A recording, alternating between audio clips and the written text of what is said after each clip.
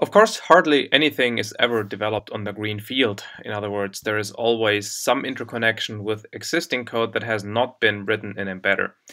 And we have to deal with that. And there are several ways to do this.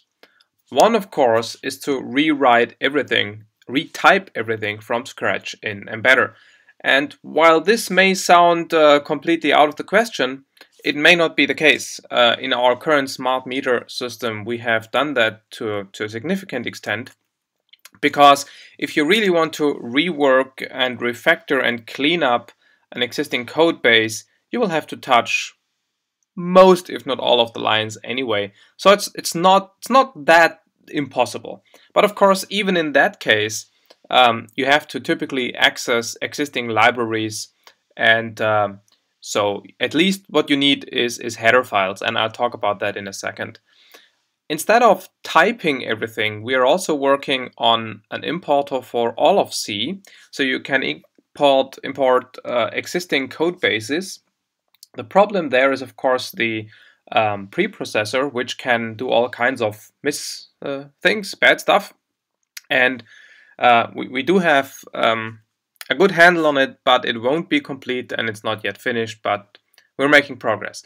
In this video, I'm going to show how to deal with header files that you can then use to call into external libraries. So far, you have probably only seen the I things, the implementation modules. These are modules which contain actual mbeddr implementation code. There are also external modules like this one. This is an external module. It's called standard.io_stub, and it represents an existing external textual header file, which is standard.io. And in this case, this thing only contains one function signature, which is printf. And then if you want to use it, let's see where it's used. I actually don't know, but we'll find out in a second. I hope it's used at all. Right, here is a module examples.library access, and it imports this guy, and it then calls printf. And the way this works is, of course, that here in the mbeddr file, you do actually refer to this MPS mbeddr level function signature. But when the code from this file is generated, let's take a look. Preview generated text. And then we gotta find it. Always generates for the whole model, and we want to actually have the library access.c. And you can see it includes standard.io. Actually, it does it twice. That seems like a bug, but okay. And so we do include the actual header file that is specified right here. And of course, we also bind the object file that represents it. There is, in this case, you can put a linkable, which would be something.o, which would be the object file. But for standard stuff, you don't need that. The linker knows how to deal with that, so we don't need this linkable thing. So this is one way of dealing with it.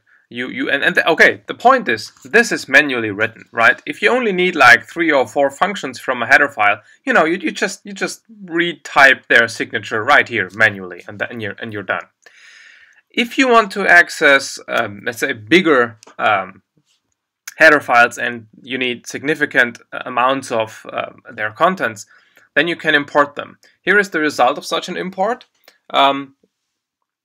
It represents standard.lib, that's another one of the standard headers, and you can see it's full of warnings and errors actually. And for example, here there seems to be a typedef Darwin wcart as wcart, and the problem is that this Darwin type seems to be not visible. There are all kinds of strange things that can happen with header files, in the sense that if a header file A depends on header file B, then A does not necessarily include B, because it relies on the fact that application programs first include B and then A. And so these implicit dependencies, we can't deal with them. And so on and so on. But the point is, in many cases, the import is good enough. You can see there is a lot of useful stuff, right? And so let's see how we can get this into the system. The way you do this is you create a header import specification where you specify a directory you can use the file chooser, where you specify a directory that contains a number, one or more header files. Currently we have only the standard lib header there, and so let's delete this one. That would be the standard lib. Delete it here, and then you can press re-import headers, and you get a bunch of warnings. For example, it tries to, so the header file includes these other header files. We don't have them here, so this is probably also one of the reasons why these errors result in the resulting file. You can move it back to external, and here you go. Here it is again, right? And you probably want to rename it to stub, but of course that's not really important.